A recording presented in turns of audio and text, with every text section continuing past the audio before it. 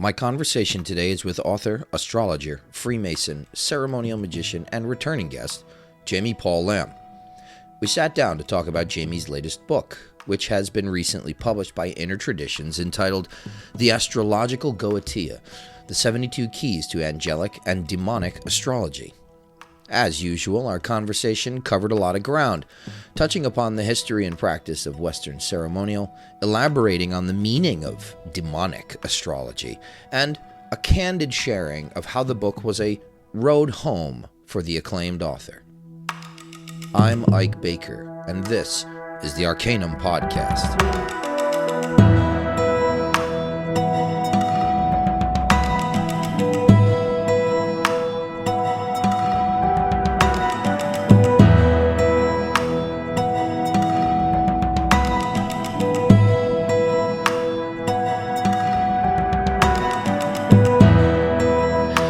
All right, I'm back with the inimitable Jaime Paul Lamb. It's so good to see you, dude. How are you?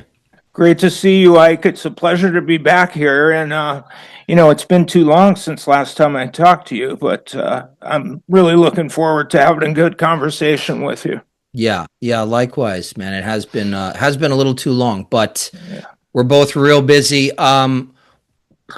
Aside from the project we're going to talk about today, your latest book, which is quite an achievement, what have you been up to?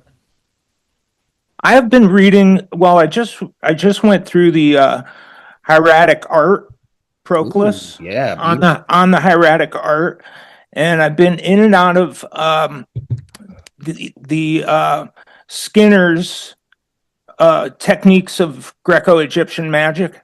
Great. And consequently going through the PGM as well. And then always getting into the Picatrix. I'm just looking for the next cool thing to do. Like remember I hit you up, it was like 6 months ago or 9 months ago when we did the not perfect nature. We did the discourse on the 8th and 9th. Yeah. You remember that? Yeah. So that was something. I looked for stuff like that. I look for good elections. I look for the cultus deorum festival days and stuff. And like the last one we did was Vulcanalia. Vulcanalia was last month, so at some point, like last Saturday of the month, I think. And my GD temple here did a pretty cool thing for Vulcanalia. It just happened to be right on the day of our meeting. But so that's kind of as far as occult stuff and things we talk about. That's what I've been interested in lately, is looking for the next ritual to do, looking for the next ceremony or observation or. Beautiful. Yeah. I remember you hitting me up about the Vulcanalia thing, and we were spitballing some fun stuff. It's really cool that you guys do stuff like that. You had that was a nice synchronicity too. But have you been able to? I know, before you and I actually knew each other, the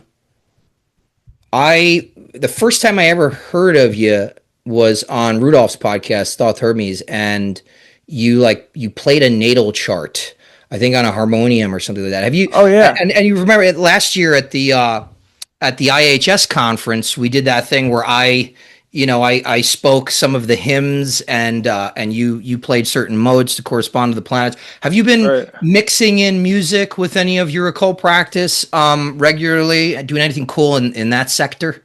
Yeah, all the time. So lately, I've been using Michael Levy. He's a what do you call a lyre player? Lyricist? I'm not sure, but he's But he plays this antique, I don't know if it's antique, but a replica of an antique lyre. And he's actually really good. And he's on YouTube, and he says what mode he's using. And then if you know Francus Gefurius's correspondences, modes to planets. So I tell people this all the time. You could just don't go to Holst, because everybody used to go to Holst. Yeah. But those aren't there's no synthemata in those. They're just empty. But if you go to the actual mode, Mixolydian mode for Saturn, for example, and well, here's the other thing about that. So yes, I've been using music all the time, and just play it out of YouTube, Michael Levy's stuff.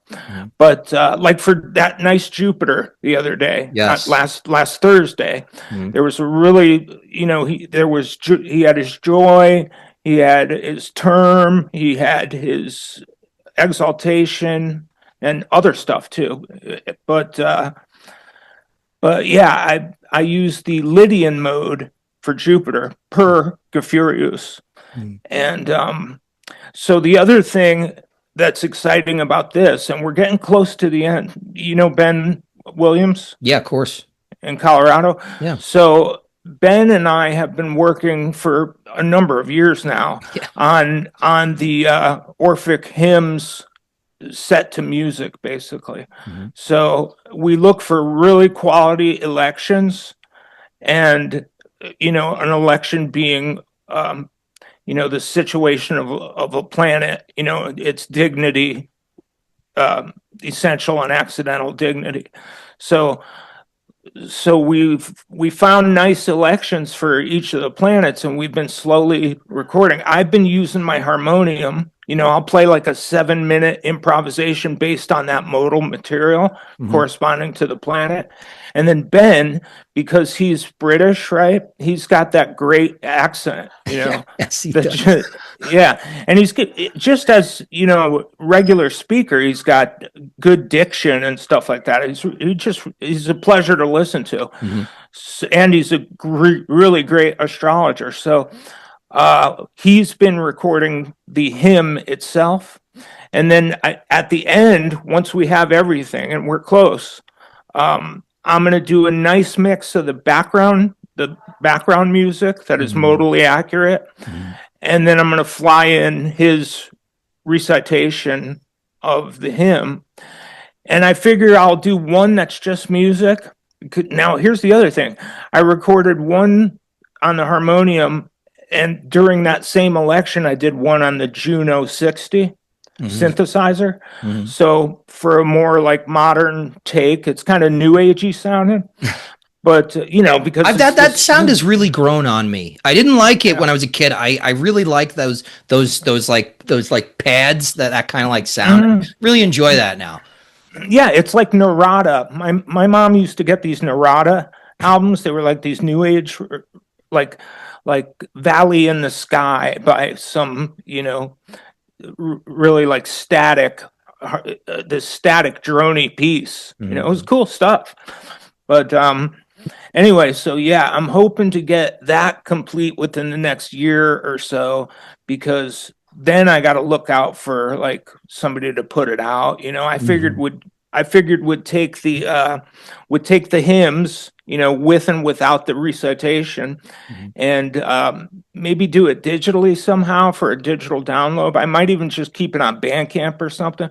But I'd prefer like a little book. You know how you sometimes a CD set. I had one for Syd Barrett era Pink Floyd, where it was like this book, and it had a tray in the back for the CDs. But in the book there was a cloth bound book, but with like gold embossing on it. But yeah, you could do a limited run of that. I'm sure that might end up being affordable.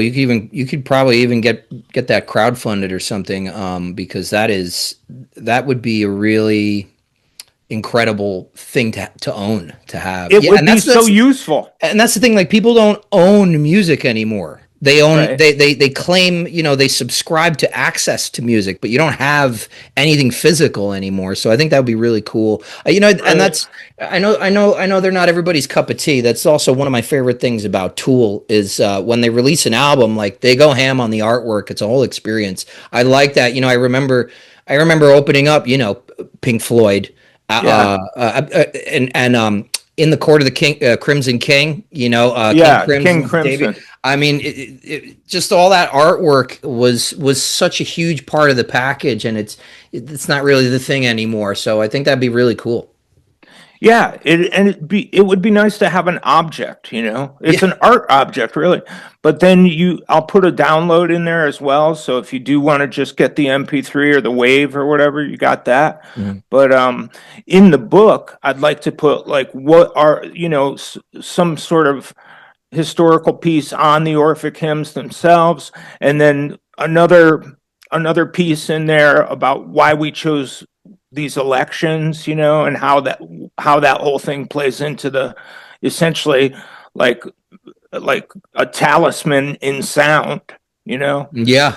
which I Yeah, think it's is a amazing. great way to put it. It's talismanic music, Yes. really. Yeah, yeah, yeah. And that's amazing, especially like knowing, you reading on the hieratic art, and obviously, on the mysteries, is a big one. Yeah. Talking about the either the barbarous name or the divine name of any particular god, as a synthemata, and anytime you intone it, you are both simultaneously filled with that god and surrounded, like enveloped in it.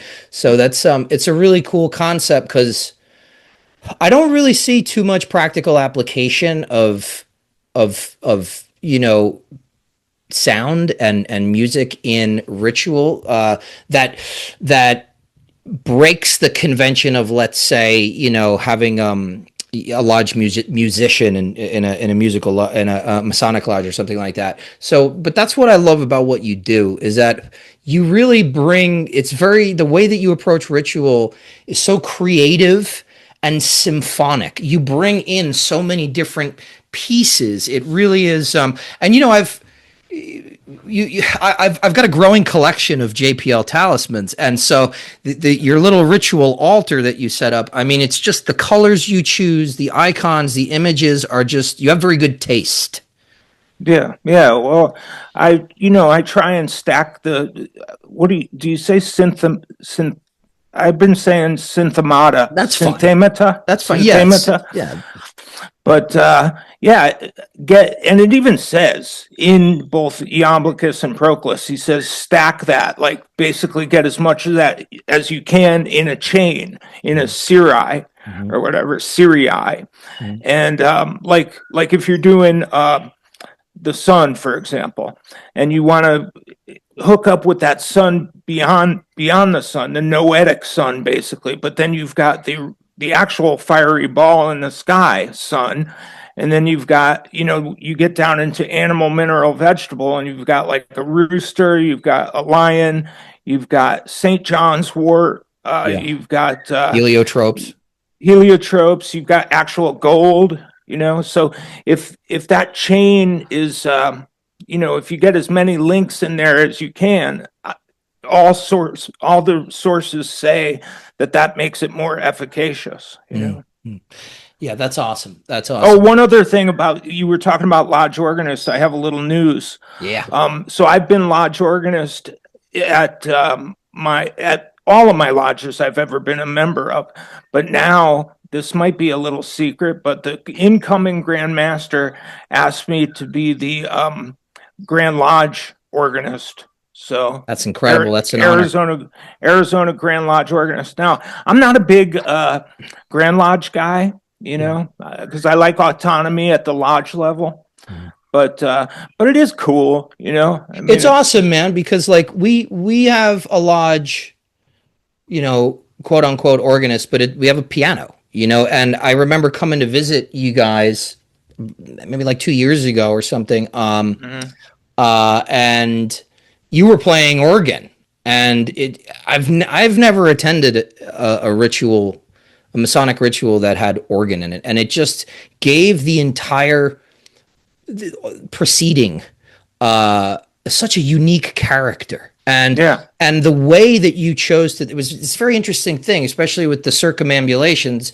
You were doing something so interestingly cyclical. It was just rebounding on itself, some kind of vamp with these chord inversions or something. And I wonder, do you ever employ any of the synthematic music in a Masonic ritual? I wasn't aware that you were doing it. If so. I do that, but it's gotten boring because we're a Monday Night Lodge, the Moon, Uh-huh. and so I'm doing the Hypodorian. It's the Hypodorian mode for the moon. So there's only so much you could do. I mean, you could do a lot, but sometimes I'll get modal, and I'll try and do other things like the planet ruling the hour. Yeah. So yes, I do try and keep it synthematic. I love that. I love that, man. So, I do want to talk a little bit about your book. I remember I was holed up. I locked myself in the house for a lengthy period of time to try and finish Etheric magic. And I remember we're having Zoom calls and texting because you went to your cabin to kind of do the same thing, sequester. And the end product of this, man, the Astrological Goetia or Goetia, however you like, the 72 keys to Angelic and Demonic Astrology. This is a beautiful addition, my friend. Not just, I mean, the information is incredible. I think it's a historic work, but it's truly, the craft behind it is beautiful. They did a great job. Did you see when you take the dust cover off? My favorite part is the spine. Yeah. Where they did that gold like embossing or whatever you call it. For anybody watching. And you see there's a seal or a sigil rather for one of the angels there. I forget which one. Yeah. So yeah, they chose an appropriate angel though. I did look up that sigil. Yeah. And it was something for like, good auspices on, writing or something like that. That's amazing. That's amazing. Yeah. So and another thing that I think is really cool about this is that, correct me if I'm wrong, or maybe you should just tell it. You got a mutual friend of ours, right? A kind of co-conspirator, co-collaborator, Sky Mathis, to do some of the artwork and the restoration of these sigils. Yeah, for sure. So he did an amazing job, and he knows how to do that. I don't know what program he even used, but he cleaned up all the sigils, all the seals, and created, like, I guess, vector images of them. And he kept it neat and tidy so I could sort of collate it with all the other information. So yeah, well, he was showing me the originals, or at least the transcribed versions that he was working with, and some of them were very difficult to read. So this now gives all in one place these beautiful, crisp sigils. So I think that's definitely worth mentioning. That's a little bit of a service to the community here. So this was a great book. Tell us a little bit about the book. For anybody that's interested in this kind of magic, describe it for us. What's the book about? So I should start at kind of the beginning, right? So I was learning about Solomonic magic, and getting into the Goetia, and I had the Mather's copy and just kind of fumbling around with it. And then I wanted to try some operations. I didn't do the full-on thing with the circle and the triangle of art and all that stuff yet, right? But the other thing was I was gaining proficiency in astrology big time, and that kind of took over everything. So in time it took over everything, but I remember thinking about the 72 demons. Goetic demons are they each govern a 5-degree arc segment on the ecliptic. So there's 72 of them times 5, 360.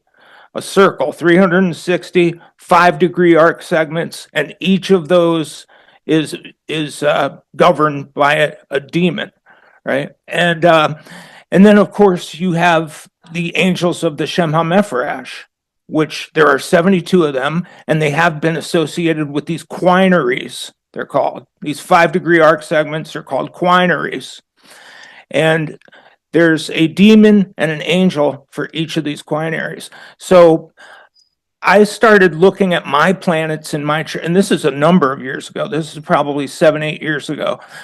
I started thinking, well, what demon governs my Venus, for example, stuff like that, and consulting the Ars Goetia, and then consulting the Sefer Haraziel Malak, and for the angelic significations.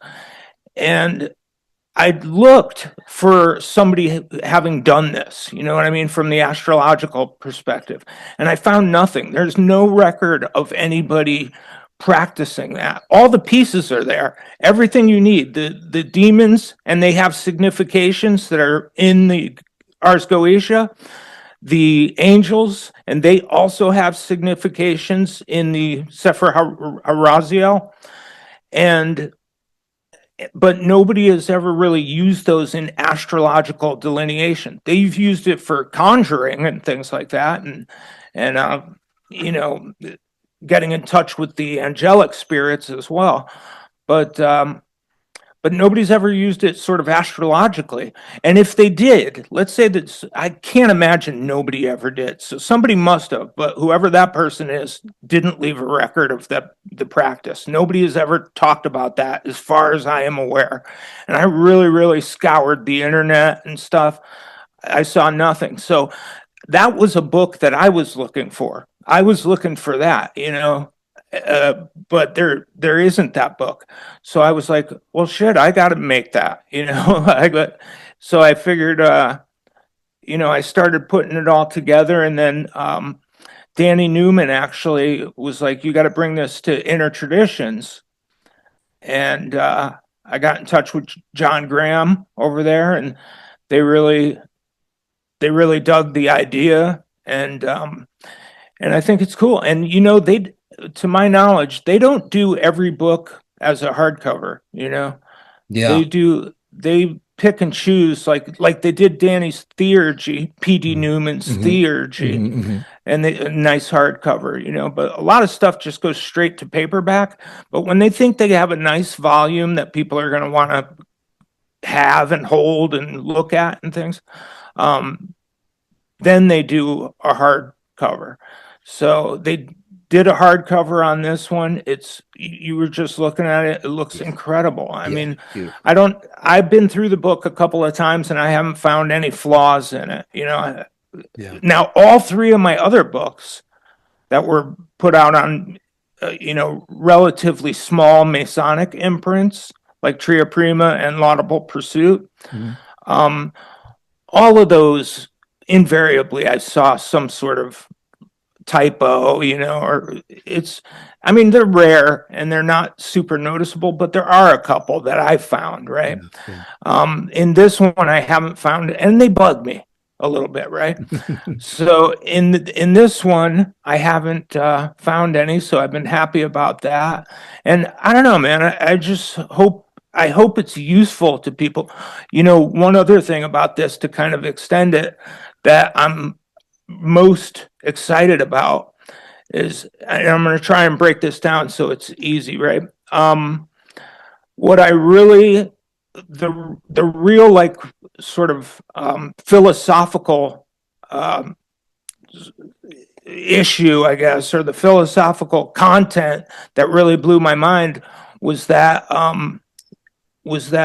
we're now capable or able to use the techniques of astrology. We're able to astrologize in the noetic realm, you know, in the intellectual realm, because the angels are noetic and further, you know, the angels are beyond the Ogdoad. So they're intellectual entities, right? So now we're able to use the techniques of astrology to astrologize in the nous, basically, on the noetic plane. So that's something I haven't seen before. So and it's weird if you really get into the minutia of that, because it's like, you know, it's pre-causal. The noetic plane is a pre-causal plane. It's not, you really get causality when you get into the fixed stars in the zodiac and down through the planets. That's where everything kind of, you know, your fate and your Hymarmene, etc. That's where all that stuff starts to happen. But now we can astrologize in the Ogdoad.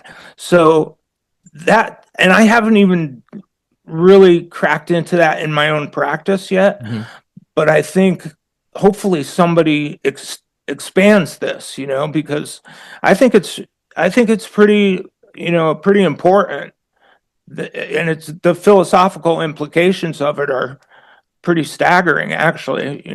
Yeah, yeah, absolutely. How would you recommend somebody that's about to dive into this? How do you recommend that they use this book?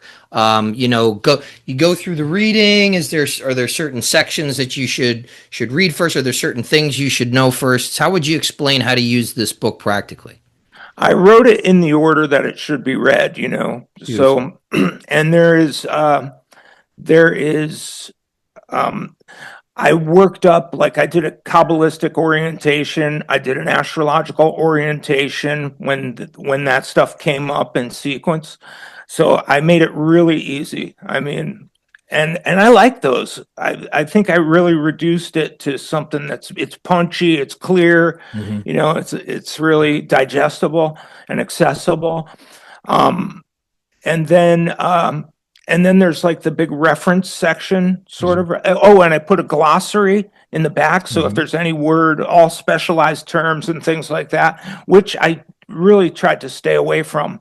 But when I needed to, I put it in the glossary. If it was something, I used the right words. Yeah. So that's the problem, like with approaching the middle chamber. I used all the $50 words, and they were the right words. I used the words I wanted to use, Yeah. but it was pretty cruel to the reader, because there was no glossary or There anything. was there it was It's so funny when you tell me that, man. When you tell me about how you feel like and I get it, having read this in draft format and the final product, this is extremely lucid. The fat is trimmed. It's all very accessible, very practical, clean, crisp. But I like the fact, or I guess I should say, I personally am a little surprised by the fact that you really this writing style feels like you've hit your stride. And I get that as an author, where it's like, yeah, when you're first starting out and you're tackling these big things, you kind of want to you just speak in the voice inside your head, which when you're neck deep in stuff as intense as the seven liberal arts, and like Right. approaching the middle, like, yeah, of course you're reading all this archaic stuff, but that book, I mean, blew me away. I gotta like approaching the middle chamber is I would say it had is as big an influence on anything that I've created since I read it as like Led Zeppelin Houses of the Holy had on me for Sure, playing the sure. drum. So, but it's interesting, how people evolve.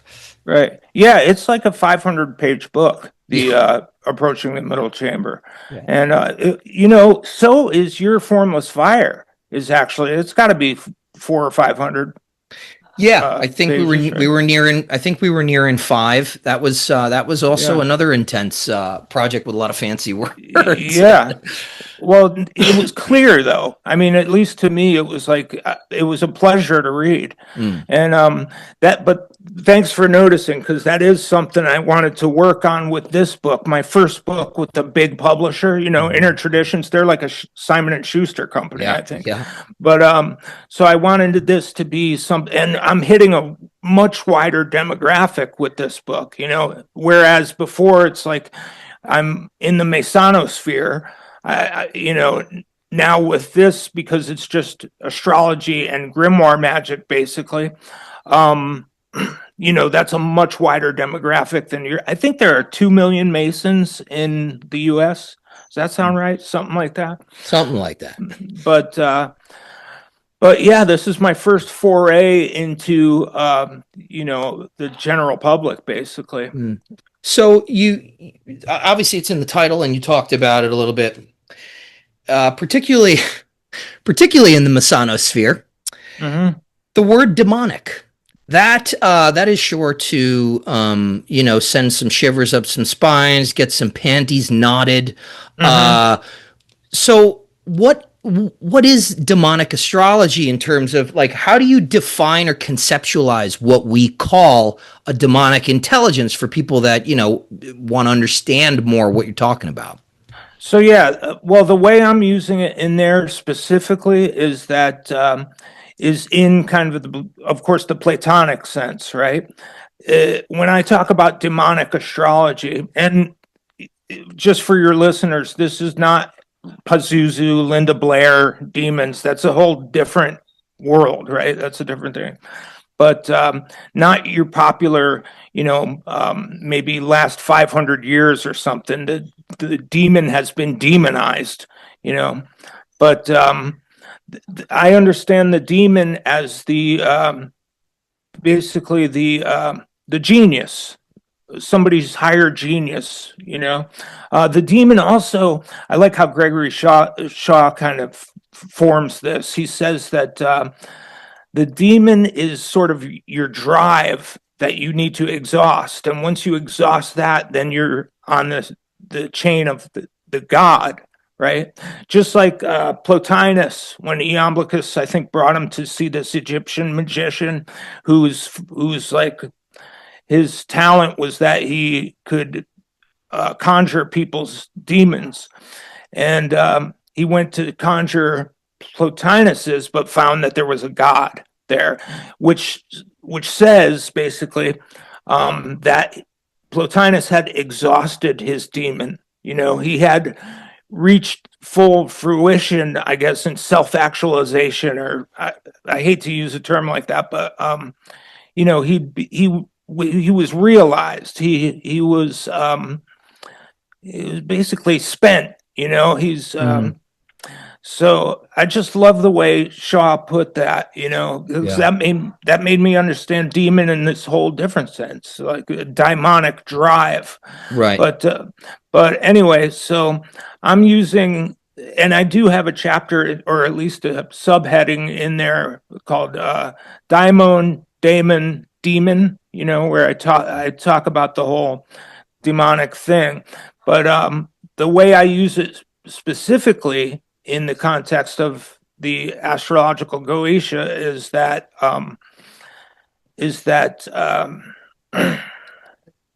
that in that Platonic sense. So the myth of air and things like that, or air, how the daimon is the psychopomp that guides the pre-incarnate human soul down through the 7 planetary spheres, and basically at each of which he, I guess, helps with the virtues and vices that are taken on at each of those spheres. They have something to do with his daimonic drive, and then if that daimon or genius guided us down through the 7 planetary spheres, then it can guide us back. And people have talked about this, like Macrobius, really late Platonist, talked about how you could undergo what he called the philosophical death, which is when you've basically lined up all the tumblers and your soul can go up through the spheres without tasting death, And I think of it like that. I think of it like if you line up all of the sort of openings that you've created through the 7 planetary spheres, right? Yeah. That you can situate it in such a way to where the soul can ascend and descend. And that is the philosophical death, which doesn't have to be a physical death. So that to me is attractive. And now the demons in this book are kind of they're not personal demons. Basically, they're demons associated with that quinary. Same with the angels.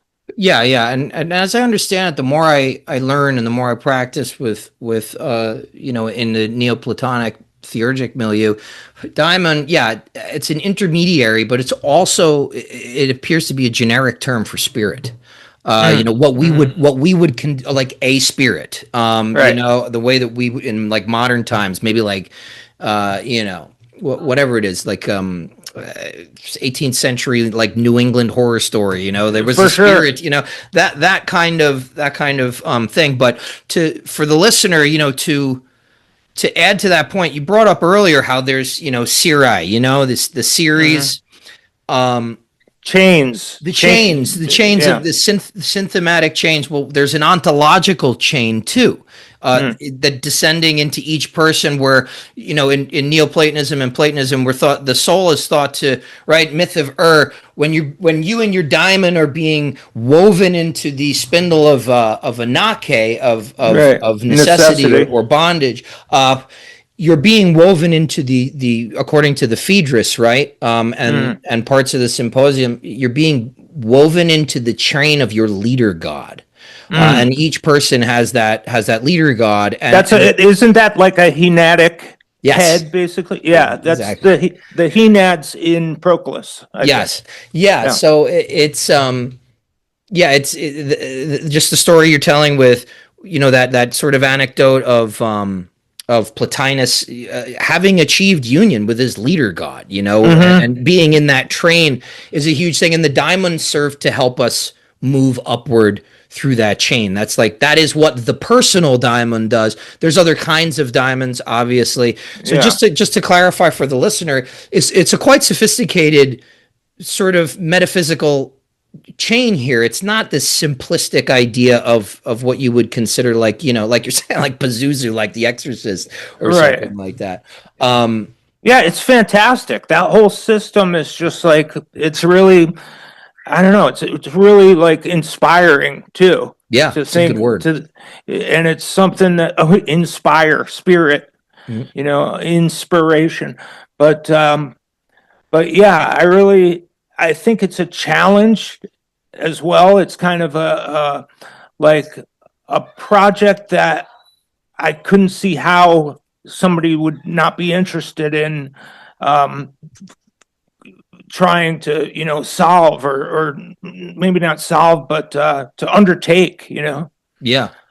So And I mean, I think it's fantastic that you ended up doing this with Inner Traditions. I think that you're right where you belong here, now, with just the level of how you've honed your craft, and I would say the unique and exciting sort of niches that you're finding in this kind of in our communities. right. Now I know, and some of the people that have maybe followed your work, taken some of your astrology courses via IHS, or Hmm. have read your blog for years. Does the astrological Goetia, does that dovetail in any way with the research you've pioneered in terms of the daimonic astrology? Is this part of that whole scheme? It's kind of adjacent, Okay. but again, it's not the personal diamond stuff. It's more Mhm. of like the spirit catalogs, basically. So there was a in the Solomonic tradition. There was a spirit catalog that was under development all the way from the Testament of Solomon through the Apocalypse of Adam, through all the sort of rabbinic kind of literature that dealt with Solomon and his demons, and the Quran and the Arabian Nights. There's all these accounts of Solomon and his power over, a certain number of demons, right? And basically, once you get through like Reginald Scott and some of the early modern grimoire stuff, by the time you get to the Ars Goetia, you've got a complete 72 a spirit catalog culminating in 72 daimonies, right? But but it does make me and through the hygromantia as well, which is really great, the Byzantine sort of linchpin in the whole Solomonic system.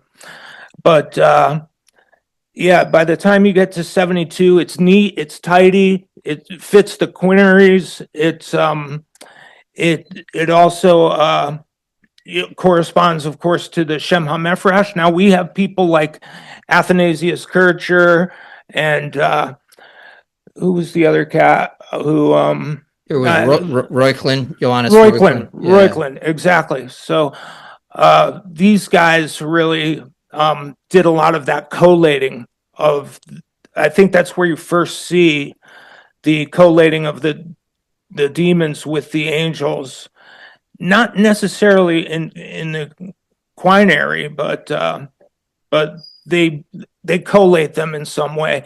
But you find there's two ways to do it. So here's some people who are really, really into, like, particularly the Golden Dawn tradition.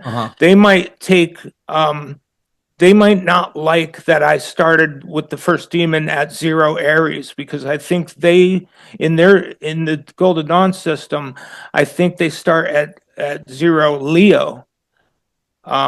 So they would start with who's the first daimon? I don't even remember now. Baal, right? So I think they would put Baal at 0 Leo.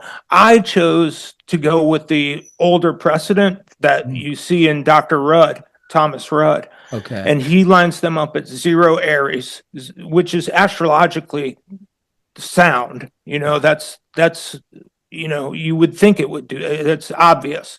So 0 Aries is where I start the angels and demons, and that, there's a precedent in that in Rudd. So you could, that's not something I've just made up. None of this stuff is made up by me.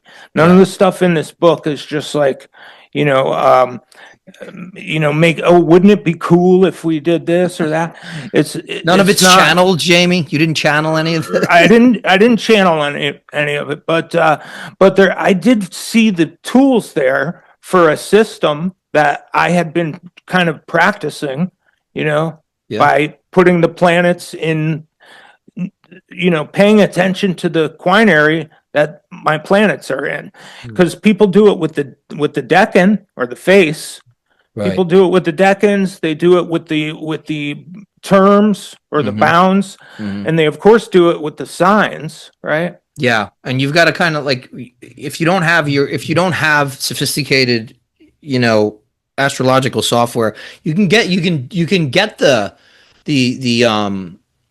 quinaries or the quinances, whatever you want to call them. You can get those divisions, but you got to kind of like go out of your way. There's like this convoluted way of because if you select just traditional, it will give you whole signs and decans, but it doesn't give you the quinaries, which is you got to kind of figure that out and put that in there, and then it's a total game changer, really. Right. It's almost like this.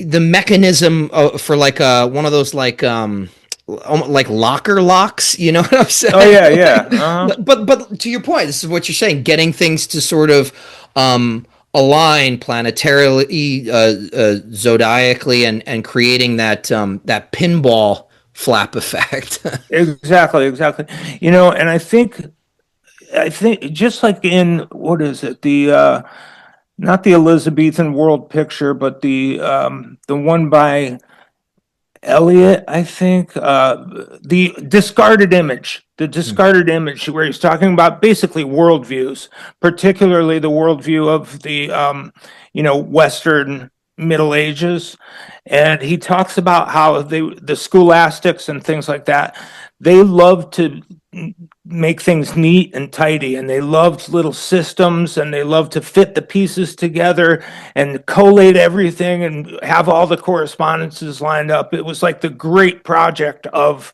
the medieval West, the intellectual component of the medieval West. So that neatness and that tidiness and that almost kind of German engineering mindset. And I'm that kind of guy too. Like I would have done well in the medieval kind of milieu there. Yeah. But you think you could have been a cleric? You could have been celibate or Oh yeah. For sure. I'm celibate now. Oh man. I'm not going to pressure you to talk about this, but I want to give you an opportunity. And if it's a pass, I love you no matter what, and that'll be it. But you recently went through a little bit of a reorientation in terms of your philosophy. and Yeah. it was kind of a life event for you. And uh, you know, can you tell us a little bit about that and how you ended up sort of regaining a balance? And was this astrological Goetia, was it kind of did this project give you like distance from some of the other things that you were kind of working through? It was my road back, basically. Mm. It was kind of because I had to get back into that particular paradigm. Yeah. Well, what Basically, happened? What was your crisis? so there was I talked to you, I talked to a bunch of people about this, not a bunch, but inner circle people around that time, and I was just going through a crisis that had to do with uh it was right after I read the what was that book? It was a mid-century general Greek philosophy book by Did it have to do with Platonic Orientalism? yeah, there was some of it was really Hellenistic. There was a lot of Hellenistic philosophy in Mm. there. So, but anyway, so my Platonism began to get sort of shaky, right? And that's scary because my Christianity is tied up with that, and my Freemasonry. So Freemasonry and Christianity, they kind of rely on a pretty solid Platonic bedrock, right? Mm-hmm. Mm-hmm. Or they don't work. Mm-hmm. So, and that's was where I was at for a long time. But then that foundation got a little shaky, and it had to do with a sort of Gnostic dualism that I wasn't kind of aware of fully in a certain way. And it's really difficult to talk about. Mm-hmm.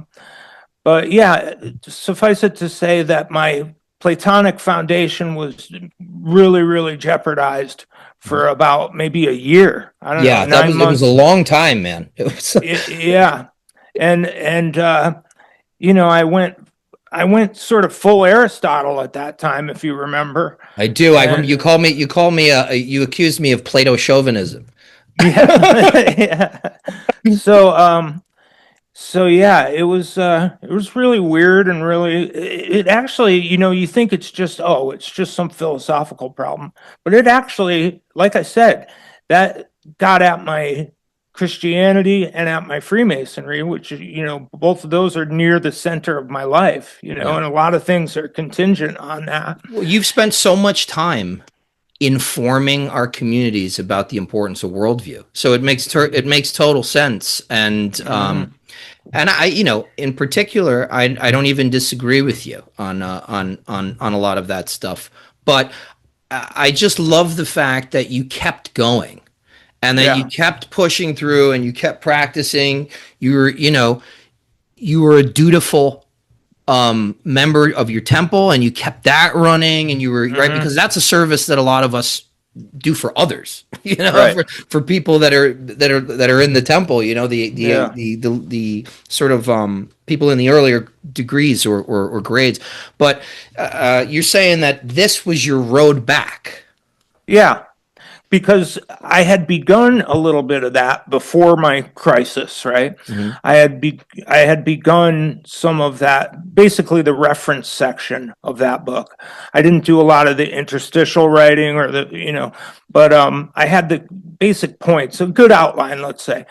And then I had that event, or not really an event, but about 9 months of, let's say, of this crisis, a philosophical sort of problem. Aporia. Aporia, yeah, yeah, exactly. Right. And then so when I got in touch with Inner Traditions, they wanted the book, so I had to finish the book, and that meant that I had to get back into that worldview. I had to get back into that paradigm for myself, or else I couldn't do that work either. Yeah. So it was a process really of, yes, digesting some of the synthesis that was made by, Iamblichus Right. and Proclus, right? Where I was able to kind of steer away from that world hating Gnosticism, basically. I don't know how else to put it, but that was really unattractive to me, Mm-hmm. and it still is, Mm-hmm. but now I have a different understanding, platonically, about that, and I do feel that there really is a synthesis that happens, and that it's not just full on, denigrating the existence in on this plane, like life and everything. But yeah, so yeah, the book was part of that process of just coming home, basically. That's a beautiful thing, man. It makes this work even more special. Yeah. Truly. So, especially knowing you. So I obviously, I got canned questions for everybody, but I want to give you an opportunity to talk about anything else you have forthcoming. Do you have any classes? Are you giving any talks? What's going on? Well, this weekend I'm in Portland. Dorje Kristen is bringing me out there to speak at Esoterica Lodge in Portland. I've got like 3 speaking events in a day. I'm not sure how they've organized that, but I got to do one like 15-minute thing in the morning, and then I do a big one during their stated, and then there's something afterward that he wants half an hour or something. But they're really putting me to task, on speaking. But so that's cool, Yeah.